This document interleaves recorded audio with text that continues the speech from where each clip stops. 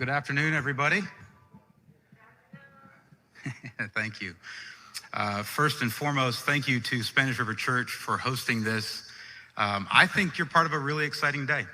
And so for the people that are here with us in the sanctuary and for a whole lot of people that are with us online, thank you for taking time to join us. My name's Eric Dellenbach. If we haven't met, I simply would say I think I have the best job in the state. My role is the governor's liaison for faith and community. And so what I get to do is find the ways that faith organizations, community organizations in the state of Florida can work together to better serve the vulnerable people of our state. And I think we probably could agree that over the past couple years, the vulnerable have become more vulnerable. And so this is more important than ever. I think back to in 2019 when the governor began the governor's faith and community-based initiative, the concept was really simple. Let's first and foremost say thank you. Because one thing we know is there's a whole lot of faith institutions that have been standing in the gap for a whole lot of people for a long time. And so for the past 2.5 years, we have said a lot of thank yous. And today's no exception. So if you're tuning in or sitting with me today, thank you. We don't even know every way you're serving the vulnerable populations, but we realize that you stand frontline helping people each and every day. And so sincerely, thank you. The second promise we made was to openly communicate and talk more about what our state agencies do, the needs of our agencies. And in doing that, we found that there was a gap where we certainly could have better collaboration between the two. And that's what this event today is about. I want to give you just a hair of how we got here, and then I want to introduce this amazing panel we have coming out. How we got here is that we heard that this region here in Boca Raton was collaborating impressively. We heard that there were some amazing things happening here between faith organizations, community organizations, and the state of Florida through the most recent Pathway to Prosperity Care Navigators model. And so it did not take us long. In fact, I think we heard that about 6 days ago, and here we are. And so when we hear of something happening as well as it's happening here, it's certainly exciting to be with you. And for those of you tuning in that are like, I don't know anything about Boca Raton or what's happening over there, well, you will by the end of this time together. And we hope that it's inspirational.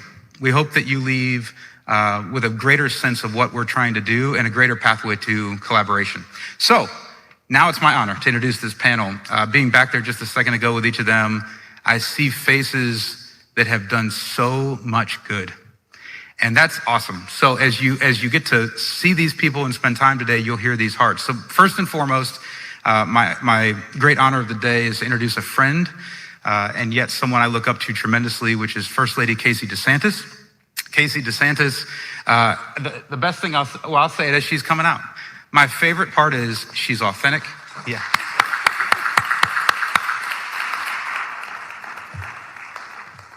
I think at the end of the day, if you were to say, how do you move the ship? You have got to have leadership at the top that desires it to be moved. And so in Governor DeSantis and First Lady Casey DeSantis, we have a leadership team that does not accept that just because it was done some way, that's how it should be done going forward. And so my greatest compliment to her is actually that in the realm of state, you just long to meet the people with authenticity, the ones that genuinely care. And if I were to give her a statement before we begin today, this is someone who cares deeply about our state. She cares deeply about the mothers and the children of our state, the fathers and families of our state. And so I just am grateful that you're here today. So, up next is the Secretary of the Department of Children and Families, Secretary Harris. And Secretary Harris began with the Department of Children and Families in February of 2021. And I don't even know how many ways I could go with this, but let me tell you this, she faces one of the hardest jobs in the state.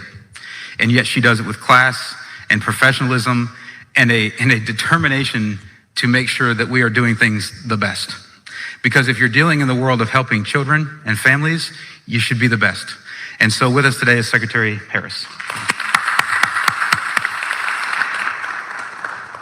Up next, which I suspect many of you in the room will know, is Pastor Tim Torres from Spanish River Church. Tim? And a Spanish River Church deacon, Mr. Bob Weaver.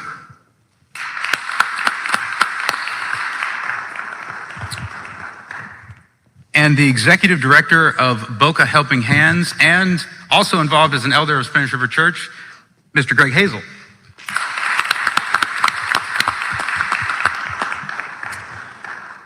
Someone who I've just gotten the pleasure to meet, and is one of the highlights of who I'm looking forward to hearing from today, is Alyssa Gregory with Jewish Family Services.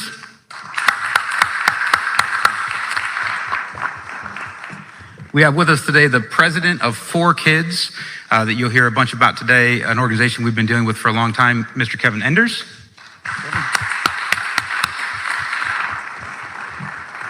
And I'm going to steal, First Lady, just your term for 1 second, which is what we believe might be the secret sauce of this whole thing is our final panelist who serves as a care navigator in this area for the Department of Children and Families, Takara Gideon.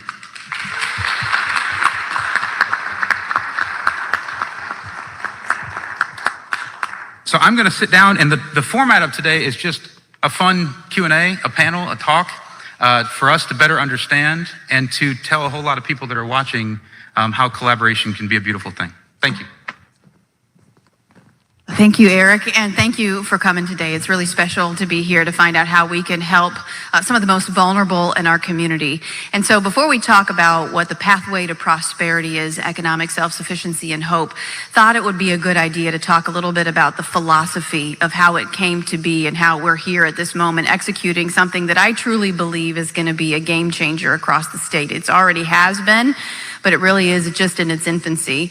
So if you go back to 2019, we did a listening session at the governor's mansion, and I'll never forget something that the governor said while he was sitting there. He's looking and talking to some of his agency heads. He said, "I really want you guys to work together. I don't want a siloed approach." And that really resonated with me, to have the agencies within the state government collaborating and talking about outcomes, expectations, and accountability. That was kind of step one. Step two in the principles and philosophy that led into the pathway to prosperity was, well, it's never a top-down approach. It's always supposed to be generated at the community level. And beyond that, it shouldn't be government. Government does some things fine. They do a lot of things that aren't so great. But trying to incorporate the key players on the ground was one of the most important parts of this project that we did. So we wanted the faith-based community to come together in a big way. As Eric Dellenbeck will say, a lot of times we have 16 million people of faith across the state. And if they knew of some marching orders, they sure would be doing it. And we know you already are doing it. And I want to say, just from the bottom of my heart and the governor's heart, thank you so much for what you do to help those most vulnerable in our state. But beyond the faith-based communities, you have the nonprofits, you have the private sector, you have government. And a lot of times what you find is that they're going down their own siloed approach, their own road. They're all doing wonderful things, but we got to thinking about how can we get more collaboration and communication, and how can we make it individualized? So when we're looking at somebody, it's not a number, it's not a statistic, it's an individual who has goals, who needs to be met. And then how can we get them on a path to economic self-sufficiency and the American dream?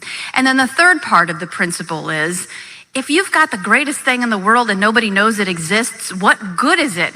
How hard is it for a single mom of 5 kids to be able to get on Google and try to figure out all the resources that are available in her community to be able to make ends meet and to be able to get ultimately where she wants to be? We wanted to simplify the process, and those were the foundational principles that we used when we launched Pathway to Prosperity. And it took some time to do. It sounds simple, but we had to really think through, how can we do it? And there is a secret sauce in this madness, and that was the young lady who walked in at the end, and that is our care navigators. We decided that it was the best approach to have an advocate for a lot of folks who need help in our communities, whether it's somebody who is on government assistance, whether it's somebody aging out of the foster care system, whether it's somebody who is in the foster care system or are an adoptive family, or is it a mom who is addicted to substance abuse? How can we get those folks to this navigator who can take all of the resources in the community, can make it simplistic and easy to be able to guide them on that path to economic self-sufficiency and independence? And there are a lot of needs that need to be met in the beginning. It's not all government's responsibility by any stretch. The communities are ones who are really doing some amazing things. So one of the ways that we've been able to do this, beyond just expanding this network now in DCF to be able to help anybody really who needs it, is to create something called the Care Portal. We've had a Care Portal that has really been tailored towards the foster and adoptive families. And Eric will talk a little bit about how we can micro-target the needs of some of those families. So let's say if there's a foster family that wound up in your neighborhood and they needed something. Let's say they moved in and they didn't have bunk beds or they didn't have mattresses. If you are a faith-based organization or a community organization and you have signed up with Eric Dellenbeck for the My Florida, My Families initiative, which is the Hope Florida initiatives, they're all playing together, you can, as a congregation, see in real time the needs that need to be met or can be met by people in your community. They might be right down the street. You might not know that there's a single mom down the street, that all she needs are bunk beds, or maybe a hot delivered meal right to her front door. Imagine what that does to her emotional well-being when she sees that people care enough about her to be able to provide that. So we've taken that Care Portal that really was working towards the foster and adoptive families, and we have expanded it. So single moms and single dads, those needs are being met. If a CPI or a child protective investigator, the investigative wing of DCF, goes out to somebody's home and it doesn't warrant to have the state action in any way in DCF, that doesn't mean that there aren't needs that still might be met. If there's a single mom there, again, who needs maybe lunches, or maybe she needs babysitting, or maybe she needs a bunk bed. I keep going to that one because that seems like that's something that there is a need for out there. Just simple creature comforts. Those CPIs now, as a result of Pathway to Prosperity, will input that data to the faith-based organizations and community organizations who have signed up across the state, and your congregation can deliver on that immediately. And I think that is one of the most spectacular things to come out of that. It is such a preventative service. It's let's not wait until there's a problem. Let's recognize a problem, offer a loving helping hand to some of these folks, say, yes, we care, and then put them in touch with a care navigator if they so choose, and guide them all the way through to economic self-sufficiency. A big player in this too, beyond the faith-based organizations, community organizations, nonprofits who do such wonderful things, let me add. They just do wonderful things to make ends meet and have just hearts of gold, is the private sector. We're really teaming up with the private sector for Pathway to Prosperity because we want them to be able to understand, if you're a single mom and you've got 5 kids, you might not be able to work a 9 to 5, but I'll tell you what, if you're a single mom of 5 kids, you can work and you know how to get stuff done. And so working with some of these private companies to say, hey, you've got a really great employee. You have a need here that you need to fill. How can we work so the schedule isn't 9 to 5? Maybe it's more like 9 to 1. Let her go take care of her kids. Maybe she does a little bit of remote work. How can we just have the conversation of including the private sector to be able to make it work for these folks who, again, have some needs, and we want to get them off to economic self-sufficiency. So that is the idea. We started it as a pilot. We did the pilot for a year statewide. Now we are up and running statewide as a fully functional program. And so what we wanted to do is have some of the great folks here today talk a little bit about their role. The secretary, I'll have her talk about the results that we've seen so far and kind of the growth as we expect things to go forward. So Secretary.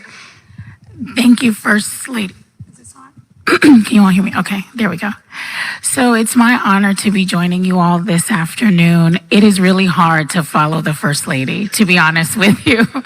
Her passion for this topic for families is truly infectious. It makes you want to jump all in and dive all in to really help families. And so we're really excited at the department for the initiative, Hope Florida, Pathway to Prosperity. You know, at the department, we serve millions of customers every single year. Many times those who are seeking services for the department are probably at some of their lowest moments in life. It's hard to have to ask the government for help at times. And we really want to move from being transactional with our customers. You fill out paperwork, we approve benefits, or we help you with just a referral for services, and we hope that you made that phone call and we hope that it worked out. We really want to have a more meaningful engagement with our customers, and we really want to work upstream. We see some of the most tragic events in our state, when it comes to children, and really believe strongly that if you can intervene early enough, if you can work upstream from a prevention perspective, you can avoid that deeper end crisis. And that's what we're here to talk to you all about, right? The role that our community partners play is so critical in being able to do the work upstream, to really be able to engage with families in that very vulnerable moment. And so to be able to be on the phone with someone, whether they're calling the Hope Line or we're working with them on their public benefit application, and to really offer them, hey, would you like to walk alongside a care navigator to set those short, medium, and long-term goals to really help you on a better pathway, I think is so critical. So since the launch of Hope Florida in September, we've been able to serve over 7,000 clients or customers, 7,000. And so when it was in its pilot phase, we had served about 10,000. And just in the last 4 months, we've been able to serve 7. And most of those customers are those who are receiving public benefit assistance through the department. And we're really focused on trying to help them with critical needs like housing and employment. But what we're really excited about, as the First Lady mentioned, are those instances where our CPIs or child protective investigators have the opportunity to go out into a home. And we absolutely do not want kids coming into our child welfare system if we can avoid it. And so we've been able to help hundreds of families who probably are on the brink. Without the right kind of intervention, they would end up in our child welfare system. Maybe not today, but in 3 months or 6 months, because they're falling through the cracks. And our care navigators are able to walk alongside them and identify the needs. And through our community partners, like our faith-based institutions, we are able to meet those needs. And you're going to hear wonderful stories here. The primary needs that we've been able to meet, again, are housing, employment, payment with or financial assistance, childcare, and many others. Transportation also rises to one of the bigger needs that we're able to assist with. And so we're really excited about that. And just to talk about Care Portal, again, the First Lady did a great job. We've been able, since the launch of Hope Florida, to link over 2,000 kids to receiving assistance through a faith-based institution through Care Portal. That's huge. So since September, 2,000 kids have been able to be assisted. And we're hoping to double, triple that number into the 2020-22 year. And really our main focus is really bringing awareness to what the needs are. We think that there's so many kind and big hearts out there who want to help our families. And we want to make sure that we're doing our level best to bring awareness to what those needs are so that you can help. And so really looking forward to what's to come and all the great stories that our partners have to share this afternoon. Doris, you don't really need much of an introduction at all, but can you talk a little bit about what you have seen as far as government's involvement in helping and coordinating with the community-based organizations and the faith-based organizations to have a really unified goal to really help the individual and help folks get into a good spot? That's right. Well, we believe that we have a great untapped resource, which is our members. We have a great group of deacons actively serving, but as we looked out every Sunday, we would see smiling faces of people who want to do something but just don't know how. And they see the problems of the world as being something that really, how can I contribute to defeat homelessness? And we're trying to encourage them by saying, well, you can't defeat homelessness, but you can help a mom who's facing homelessness. And that's the value of Care Portal and this partnership, where we can have clear needs of people in our community, our neighbors, that if we just step up in a small way, can make a big impact. I'll just share one brief story. We had one family come to our attention. They were living in a Motel 6 with another family. So 10 people in one hotel room. You can imagine the situation she was in. And our care portal team, under the leadership of Julia Yetman here, and she has a great team of volunteers here from Spanish River, stepped in and provided that particular need, but then saw the bigger need of saying, hey, what are you going to do tomorrow and the day after that and the day after that? And so our team was able to connect them with a local nonprofit called City House that provides housing for homeless women and their children. And we were able to get her here and into that program. And so now she has an apartment where she can have a safe place for her children, receive the resources that she needs to start building her life, and just feel loved and accepted and cared for. And that's all because our members here at Spanish River Church, they want to step up and be a light. Deacon Bob, wouldn't you say that's one of the things we want to meet needs? If there is housing or if there's clothing, or I go back to the mattresses or the food, but really this is about delivering love. If you show up at somebody's home and you give them something that they need without them having to ask, but we know that it's there, I think that the love that shows to another human is really incalculable. I think it's pretty special. Absolutely. I'd like to just share one case with you. Here at the diaconate, we are 36 strong, and we get requests for both financial needs, for emotional needs, and for just support. And one case that I really want to recount for everyone is a single mom with two daughters, ages 2 and 4, applied for assistance in mid-September. She was a victim of domestic abuse and was staying at a low-budget hotel with her two daughters. She was running out of money, had nowhere to go. She had searched and found no shelters with availability, which unfortunately is usually the case these days, and she was running out of hope. The very next day, we had a Zoom meeting with the single mom, and we also contacted Alyssa Gregory from Jewish Family Services to see if she had any suggestions. We often turn to Alyssa for guidance when we have the really tough cases.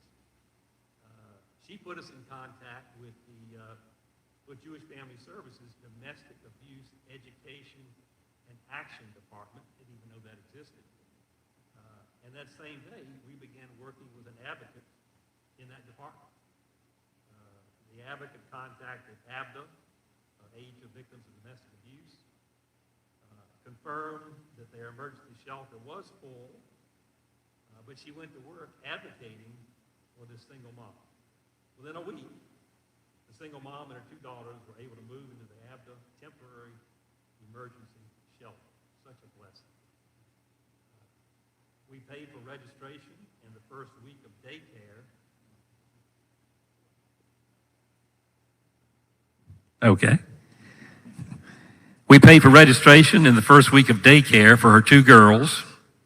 Daycare allowed her to interview for jobs, and she was hired within a week. We then began looking for longer-term housing, and our first thought was our community partner, City House, which provides safe and affordable housing for homeless single mothers and their children. They're almost always full, but we learned miraculously that they had some moms soon graduating to their own apartments. We encouraged our single mom to apply. She did in mid-October. She was interviewed and accepted and moved into City House in mid-November. Such a blessing.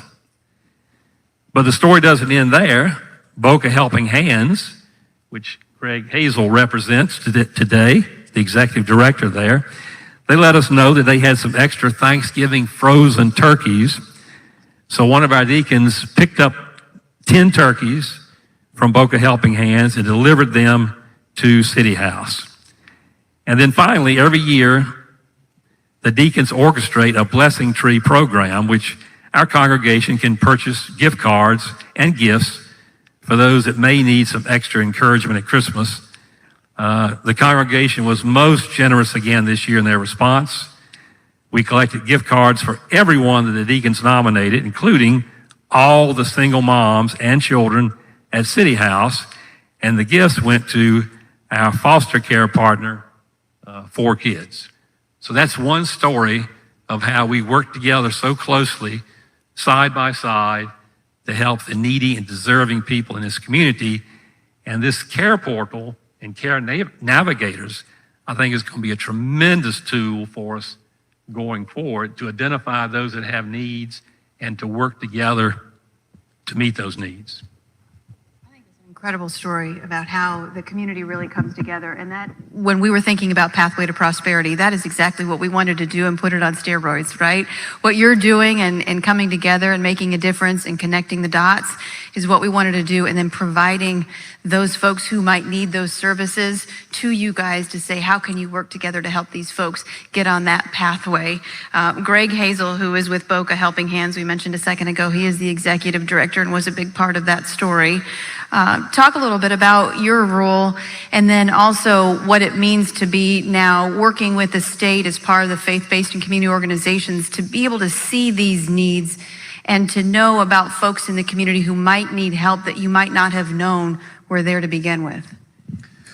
I think the story that Bob told is emblematic of things that happen every day in our world as community organizations.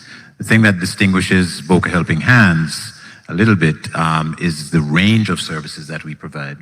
So we have a number of adult and child feeding programs or hunger relief programs. Bob mentioned the financial support that we end up collaborating with the SRC Diaconate and with Alyssa on many occasions, providing financial assistance to people in crisis. Loss of their home, loss of utility services, assistance with childcare. One of the areas that I think the portal will be very helpful to us on is in our job training area. This year we will have provided scholarships for over 200 people who are looking to improve their earning potential by getting trained in new careers. And this is also a collaborative effort where we work with local vocational schools. We pay for tuition, we pay for books, and our board just approved us paying for additional support if people need help with rent or transportation in order to be able to afford to take time off to go to school. We are now helping them do that. So that is one of those areas I believe where identifying people who have that need through the portal is going to be helpful for us directing our resource to people in need.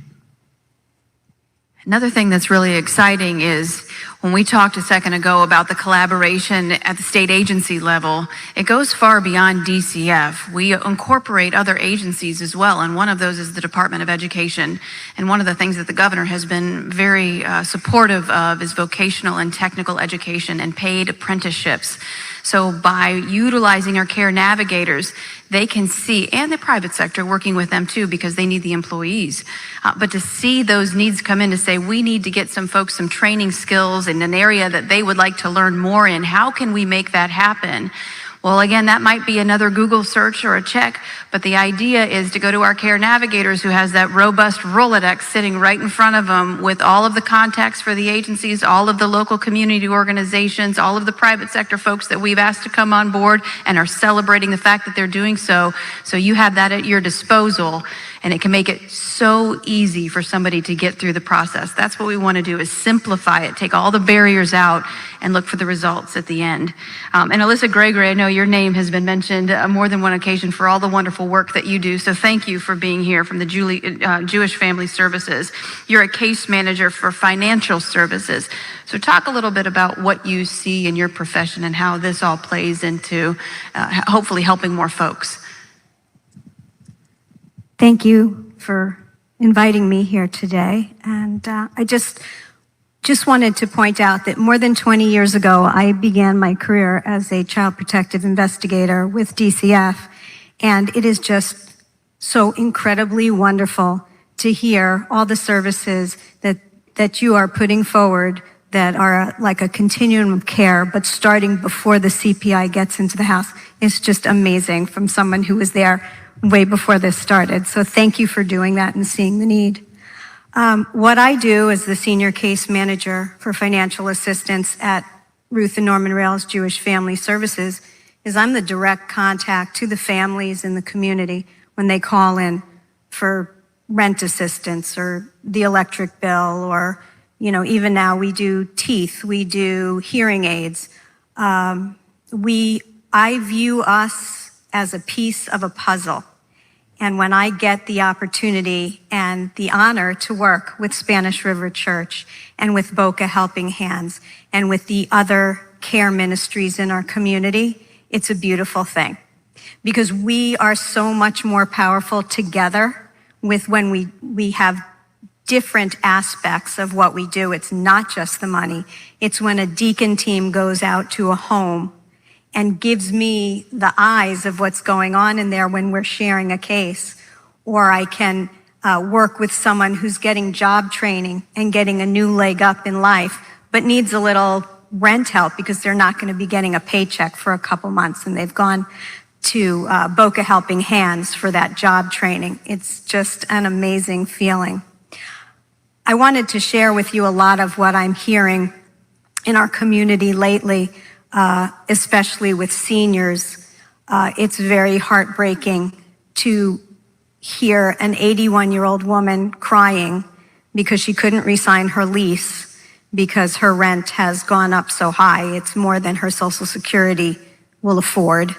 And she's couch surfing with friends, and she asked me, what can I do? And I tell her the way we can help is you find a place that you think that you can get into, and we'll help you with that big nut. We'll help you with that first month. And we may have to call on our friends at Spanish River or some of the other agencies, or everyone. I have a 91-year-old woman who I'm getting into her second apartment in 3 years. It's really hard to move when you're 91 and you don't have any family and you have your furniture and your little dog. And this is the second time in 3 years that we're moving her. And it's just an overwhelming feeling to be able to do that, because unfortunately there's a lot of seniors living in cars right now. And we're trying to get to all of them. But thank you for what you're doing. Thank you, everyone, for what you're doing. Well, in a powerful story, and in a way that the collaboration can hopefully make a big difference, especially when we talk about our care navigators, that being a piece, you mentioned a piece of the puzzle. I think everybody has a role that they can play to be able to make a difference. And Kevin Enders, you're with 4 kids. You're the president of that. Talk a little bit about your role and how you see this pathway to prosperity, changing that, or maybe not, maybe it's just accentuating it. Yeah, thank you. Thank you so much. First of all, I just want to thank you for the honor to be here as well. First Lady DeSantis, let you know you're prayed for. Well, we're grateful for you and the governor that allows the faith community to really come alive. Secretary Harris as well, you've been a huge supporter and a very innovative thinker, and I appreciate that you're coming into a system that's doing great but can do better, and we're excited about that. And I want to thank Eric Dellenbach publicly, because I met Eric back in 2019, and he came to know about the great tradition of 4 Kids, and it was mentioned as a foster care agency, but God is moving us upstream as well. And after collaborating with Eric, we were talking about prevention, and that we just felt like it was coming, and it needed to be something that we position the organization for, because for 24 years, 4 Kids has been a foster care agency providing hope for kids in crisis and a home for every child. That's our vision statement. We've licensed almost 1,200 foster families here in 6 counties in South Florida, and we're nearing 800 adoptions.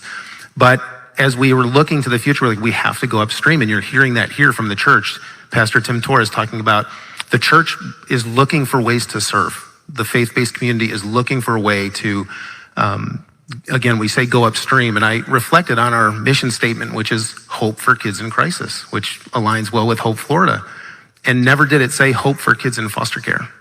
And it really struck me in 2019 in our leadership team that we needed to start investing in a platform or a way to get the church body engaged. And then Care Portal, we came to know about Care Portal. We visited them in Kansas City in 2019, and it just seemed so perfect for what we were believing that God was doing in and through our ministry, and how could we be used to ignite the church to serve. Because we all know, my wife and I became foster parents in 2006. We ended up adopting 2 kids in 2002, 2007 and 8.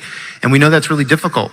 And again, you guys are good listeners. You're traveling around learning. And we heard from the church that that's a hard ask sometimes. What else could we do? So we offered these volunteer opportunities for families to serve our foster families and adopted families, which has been tremendously successful. Hundreds of people have stepped up. And Care Portal and prevention was the next step.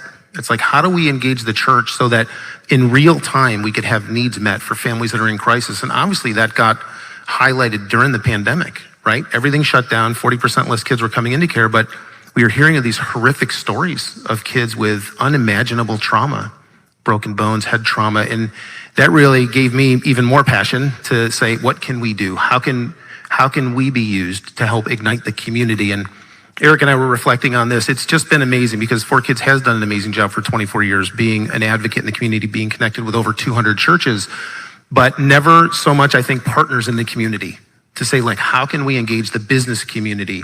Like you said, the faith community, but other partners, DCF, working with these amazing care navigators, child protective investigators, the sheriff's offices to really come together. And I got to tell you, there's a common thread of care in these communities. And I appreciate that you're highlighting that, because with all the negative news out there, not a lot of people are talking about the fact that there are armies of people that are willing to serve people. During a pandemic, when we launched last November, one of the first requests, I remember being at the launch meeting in Palm Beach County.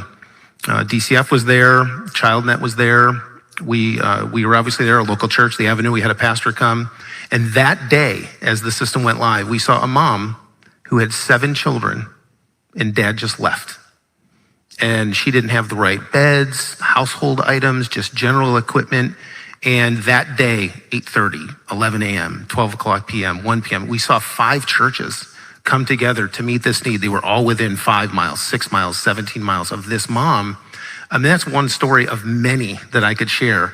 One rent payment for a family up in Coral Springs and Parkland was met in 1 minute. The mom put in the request that she can't make rent. She's facing eviction. It's in our annual report that in 1 minute, Calvary Chapel Parkland responded and met that need. So it's really tremendous what's happening here. And I was sharing with First Lady backstage, like, our goal is to reach 10,000 children and families in the next 3 to 4 years. And with the community behind us and the churches behind us, we think that it's doable. So we're all in support, Secretary Harris, of what you're doing. And we want to limit the amount of kids that come into care when they don't need to come into care. Obviously, we want to provide safe, loving homes for kids that do come in. But if we have an opportunity as a community to provide love and support for families and meet their need and build relationship and build a bridge, get them connected to a local faith organization, a church, a synagogue, then we should do that. And so thank you so much for supporting this initiative. Hope Florida and A Pathway to Prosperity, it's really working, and we're excited for what it's going to do in the future. It's awesome. Thank you. It's a great story. And sitting to your left is one of the people who I call the secret sauce in all of this, is our wonderful care navigators over at DCF, Takara Gideon. And so Takara, like our DCF care navigators across the state, you're on the front lines, on the phone, making what I've heard lifelong relationships with some of the clients that come in, seeing the needs that they have in the infancy and helping guide them through what could be a lot of resources and a lot of rabbit holes that they could be going through, but guiding them on that path to economic self-sufficiency. So talk a little bit about your role as a navigator and kind of what you've experienced with some of the clients that you've had an opportunity to meet. As she stated before, my name is Takara Gideon. I'm a care navigator. We work closely with families when they do come into our care. It's really empowering to work with families and get them to self-sufficiency. We do that with a host of people that you see here on the stage. We definitely couldn't do it alone. And I work with a dynamic group of people that truly care about what happens in their community. Just being able to connect them to resources that they may not have even known are available for them. So just being able to work with them step by step, explaining how they can get connected to these resources, how we can work just long term towards getting to self-sufficiency is really what we do. And we care about each person that we work with. It's been a pleasure connecting them with every resource that we have available, and it's just a great experience. How long have you been a care navigator? And do you have any, you don't have to get into the specifics, but any stories that you can remember of kind of helping meet some needs and helping some people find some hope? So I've been a care navigator since August, but prior to that, I was a child protective investigator. So I have seen the other side. So it's really great to be part of the preventative measures because I do understand what happens when we do have children enter into our care. Of course, there's room to grow, but it's definitely been fulfilling being able to be part of the solution rather than part of the issue. To piggyback off of what the pastor said, that was actually one of my clients. We made a care portal referral, I want to say at like 10:30 in the morning. And within 10 minutes, I had Miss Julia reached out to me and she was able to fulfill that need. And it was amazing because the mom was about to be put out on the streets in the motel with her kids. So being able to meet that need immediately. And you know, it didn't stop there. They paid for up to a month for her to stay there. She was able to get into the City House of Del Rey, and they didn't stop there. Like, they reached out to her. I believe she became part of your community here at the church. That day, they were saying, I think it happened around Halloween, and they took her kids out trick-or-treating. So it's really a source of community. It's great seeing the longevity of the work that we do. It's just been a great experience, and I'm proud to be a care navigator. Well, thank you for your service, and thank you for what you do. It's really spectacular. And so, Eric, I think I'll let you close it because I think the most important thing that people want to know is, how can I get involved? I have a community organization. I have a faith-based organization. I think my synagogue, I think my congregation would like to be a part of the solution. How do we learn more about the care portal? How do we see these immediate needs of that single mom needing bunk beds? How can my congregation deliver on that instantaneously? Well, I think it's even better here than we thought. Like, we'd heard about the collaboration. I believe, Alyssa, it was you that talked about puzzle pieces. To watch you guys function as puzzle pieces in unity and as friends, which I think is a really amazing part. The First Lady said a couple of years ago now, this has been 2.5 years in the works, right? This isn't an initiative that's rolling out today. This is 2.5 years of trying to get the right momentum going to then announce it. And I remember one of the things you said is, we don't want to try to invent something, we want to be a tool and a resource. And so I would hope you look at Pathway to Prosperity as an additional puzzle piece or a screwdriver when you need it, you know, that kind of thing, because this is not, you know, what's happening here is amazing. I mean, it's incredible. To answer your question, First Lady, it's really simple. One, I would encourage people who just heard those stories and think, I want to do that. Quite frankly, I just want to know the other nonprofits in my area because you might not know them. There's two real fundamental ways to do that. One is through myfloridamyfamily.com. That will link you to the care portal pieces. It's really that simple. Needs get put in by state employees that then get met by you. If you've ever wondered what your role in foster care and adoption was, today might be that day that you know. And so that's the first way. And then the second way is through Hope Florida, a Pathway to Prosperity. We encourage you, if you're a nonprofit or a faith entity or a community organization or an individual that wants to help, get on the radar of Takara, right? Because she can only resource to what she knows exists. So if you're sitting there and you're listening and you're like, I really want to be called upon, that's how you do it. And so we really look for you to register and let us know you exist so that we can be a puzzle piece to serve what's happening here. I'm blown away. I really am. It's really impressive. So that makes this next part super fun, I think. We are going to do a little something different that is not known by everybody. But what I'd ask is, if our panelists, I'd like to give them a round of applause and ask if you guys would just return to your seats for a second. We have something.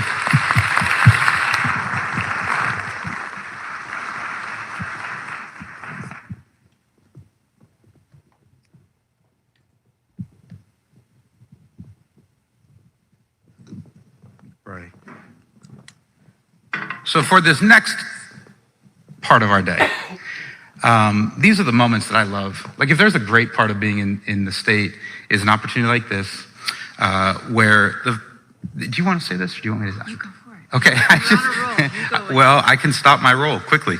I don't know that over time, I think this administration has really set out to embark on being thankers. And so this next part of what we just want to do today is a very, very special way to honor what you're witnessing happening here in this community. What we're going to do is there's 5 organizations that we're going to bring up. Most of them you have seen already. And we are going to honor them with the First Lady's Award for Courage, Commitment, and Service. And so, do you want to say anything before I end on that? No, Okay. all I want to say is thank you. I wish I could hand out much more of these to all of the wonderful people across the state who do wonderful things.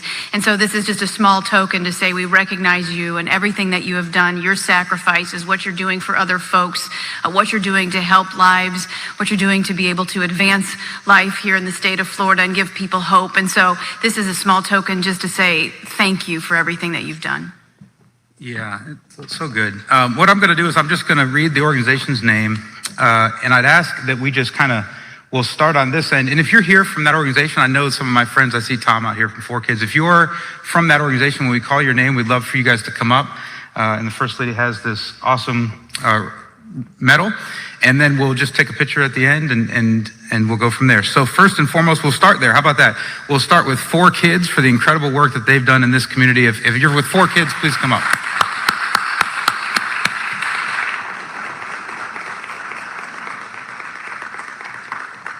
Next, and I knew I was excited to hear from her, but Alyssa, if you'll come up for Jewish Family Services, we're just so honored. And whoever's with Jewish Family Services, please come up. And we'll just have, Kevin, when you're done, we'll just have you go there and we'll make it. We're going to fill this stage, which is awesome. Next up, let's bring up, I'm going to skip Spanish River. So go back here. Adopt a Family. The one organization we did not hear from today that we are so super proud of the work they're doing and have done in the child welfare space here in this community is if you're here with Adopt a Family today, if you'd please come up and be recognized for the First Lady's Award. There she is.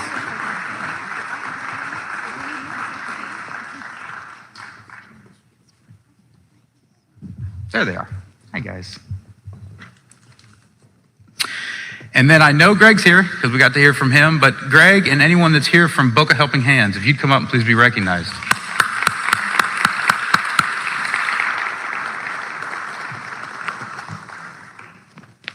Did you want to say?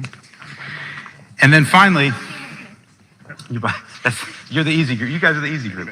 And then finally, and before I say this last one, for those of you who have joined us, thank you for your time today. Thank you for being with us. As the First Lady said, we don't think this is the only people in our state that deserve this, but we're coming to say thank you to you as well. So with our last group, and I know there's a bunch of people here, but if you're a deacon, elder, or pastor here at Spanish River Church, if you would come up with us as well.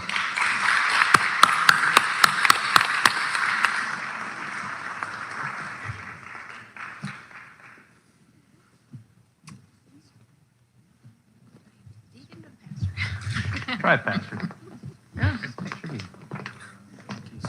my gosh, yeah, it's a small token to say thank you, but really, Merry Christmas. See if we can get everybody together. All right, someone better than me has to choreograph this. Oh, perfect, you're right there. Perfect, thank you. Can we gather in, I guess? Yes.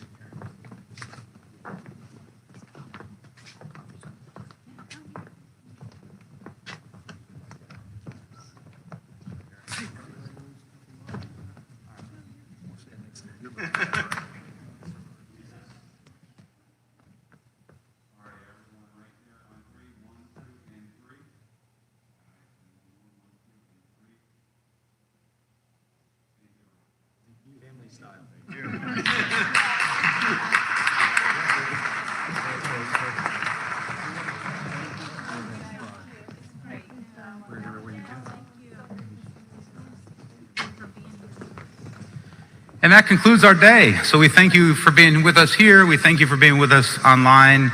And we look forward to the collaboration where our state can lead the nation.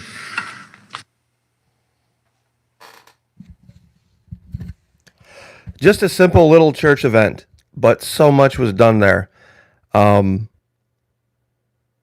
can look at the numbers of those who showed up here and who YouTube notifies about stuff like this. It's about 50, 60 people. But it's a big deal. It truly is a big deal. This was also being streamed live on Facebook, and to see the comment section of the Florida Maquis versus the comment section that was not moderated is truly a frightening difference. The comment section here at the Florida Maquis, civil, decent, Christian, good people, staying on topic. Thank you very, very much for that. I will spare you what was going on in the comment section that was clearly not moderated on the Facebook Live. It was truly horrible. I had never, even by internet standards, it was really bad. The governor needs to get somebody quickly in charge of moderating his Facebook chat that he allows for this, because just leaving the door open clearly is not something that you can do anymore. It's unfortunate. People talk about wanting free speech and wanting free this and free that and free the other. There's a reason. Sometimes there's a reason why things like that have to be moderated and be watched. And, and if you think about it, really, at a church, if you went to a church, if the pastor or the preacher or the deacon or whoever was speaking, you don't have necessarily free speech to just stand up and say whatever you want whenever you want at a church service, do you? Well, of course not. If somebody would do that, of course, they would be removed. So I don't see why that should be so different here when there's, people talking. And clearly, if you watch the content of what was being spoken of here, it was good. It was good and wholesome and uplifting and decent and moral and really actually kind of ingenious. Because what this does is it takes away from the idea that when things go bad, yes, we blame government, and when things go bad, we look to government also to fix it. You see, that's not necessarily the case. Sometimes things go bad and government has nothing to do with it, and sometimes they do, but sometimes the solution has nothing to do with government. Or sometimes, in this particular case, you can take a quote-unquote governmental organization like DCF and you can modify it in a way to use the information end of it to allow people, to help other people. And that's what was being talked about here. This DCF, I know they use the term portal a lot. This Hope Florida thing, what it does is it allows the internet to be used for what it was meant to be used for. Meaning streamlining processes. Like they had mentioned, there was a woman who was on her last legs and she'd had kids and she couldn't make rent and she went to the portal. In 1 minute, they had things taken care of. There was another woman, a lot of kids. They were in a Motel 6. They talked to a whole bunch of churches and all the churches got together and they coordinated and they got an apartment secured, a place for the kids to go so they weren't on the streets. And none of this happened with the help of government finances. A government website portal was used and facilitated to do this, yes, but it wasn't government money. This place that you can go to help facilitate things and communicate with people. It's kind of what I wanted the Florida Maquis to be about here. Because that's one thing that the Maquis, and I don't want to get too far off the beaten path here. The Maquis in World War II, the Spanish Maquis, the French Maquis, how they defeated the Germans. How they defeated the Germans was they were excellent communicators. They were really so much better at coordinating loose bands of groups of people trying to oust the Germans from France. And one of the things that they did very, very well was cut transmission lines, meaning they stopped the ability of the Germans to communicate. And that's another thing that is kind of one of those tactics that you can use to mitigate DC's influence. When people start talking to each other at churches and in backyards and in living rooms about what's going on in the community, you would be amazed how little government is really needed to fix or do anything. And this is what DC is really, really, really, really afraid of. It's why the the liberal progressive agenda has not weaseled its way into Florida the way it has other places.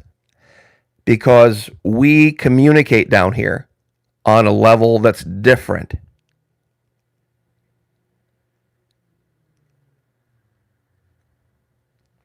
Need, dub. If they know there's a need, it's just a typo.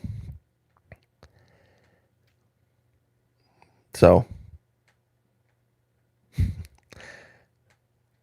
but the point is that when people stop looking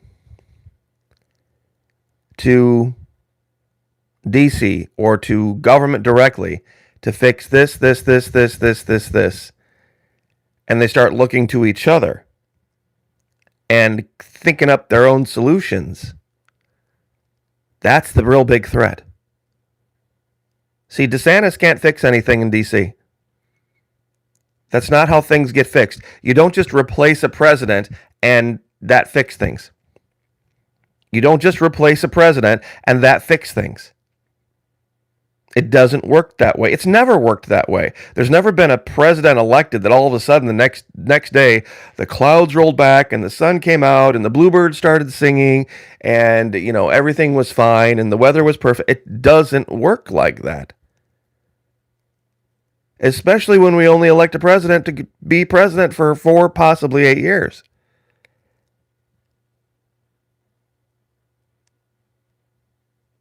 So I'm not sure how helpful that is, Koki 1955, but I don't know what. I guess if you have the idea that people working together, of their own volition and of their own accord for the benefit of all, if you want to call that communist, okay, guilty as charged. In fact, it was a partial topic of today's video before this live. I actually have a video all set to drop here in not very long, talking about some issues with some military folks that are being separated involuntarily. I guess that's a decision some people are going to have to make for themselves about whether they want to subscribe to pirate culture or whether they want to do something different other than pirate culture. Because that's what I was going to go back into the whole Bitcoin thing again today initially, because there was a part of the argument I left out in yesterday's video talking about why Bitcoin is failing and why it's going to fail and why you need to get out of it super fast if you have any money in it, because you're going to lose all of it. And it has to do with the Biden administration wanting to look at bank accounts. Because truly what Bitcoin is at its root is piracy. It's finding a way to make money without doing anything, without actually creating anything. Because that's what pirates did they not? Pirates just got themselves a hold of a ship, usually a stolen one, and then they put together a crew, and then they went out and they took a whole bunch of things that weren't theirs and came back and then killed a bunch of people in the process, and then did that over and over and over and over and over again, and then romanticized it. And then romanticized the idea because that's really what Bitcoin's about. You either want to hide financial transactions, meaning you want to be able to buy and sell things that you want to keep on the down low. That's one. Number two, you want to be able to launder money, hide wealth, or make money without working. Because that's really, I have an image that I'm going to bring up in the video. I'm going to drop this video in the next hour, so keep your guys' eyes open. I have an image. It's a set of 3 images from that region. I know I did one yesterday. I got a new one I did today. That's going to really put this Bitcoin cryptocurrency thing in the proper perspective and the proper light. Because when you look at the romantic pirate era, there were 3 things going on. Drugs, meaning rum, and at the time there was opium, but substances. There was weapons, illicit weapons trade, and there was sex trafficking. And that's virtually the trinity of black sales of all pirates. Stolen goods, sex trafficking, booze and drugs, and weapons.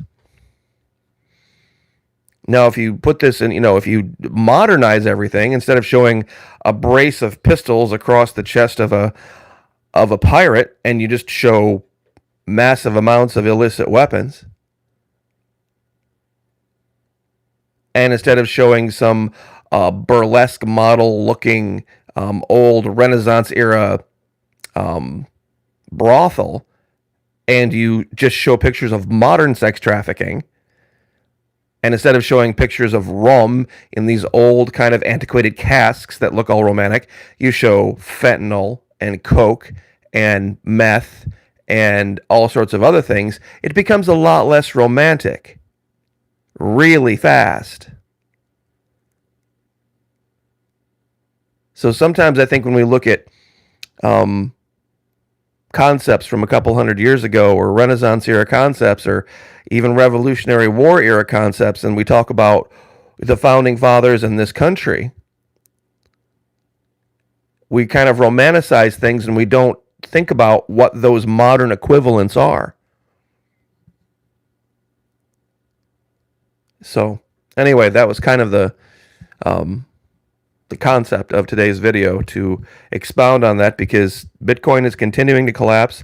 Gold is down, silver is down, the dollar is getting more worthless every day, and the cost of goods, the price index went up. They were predicting 9.2, it went up to 9.6, largest increase ever since they've been measuring this. The cost of basically housing, transportation, and food. So anyway, I will let you guys go have your day, but God bless. Have a wonderful week. And like I said, next hour or so, maybe not even that, I'm going to be dropping a new video right after this. So stay tuned for that. And Lord willing, God bless. We will see you tonight on Twitch. We've been there for the last 2-3 nights doing Shadow of War. It's a lot of fun. It's kind of a relaxing game. Shadow of War doesn't sound like it would be relaxing, but the game, the way it plays, allows me to converse with you guys and still play the game at the same time. So anyway, take care. God bless, and we will see you guys soon.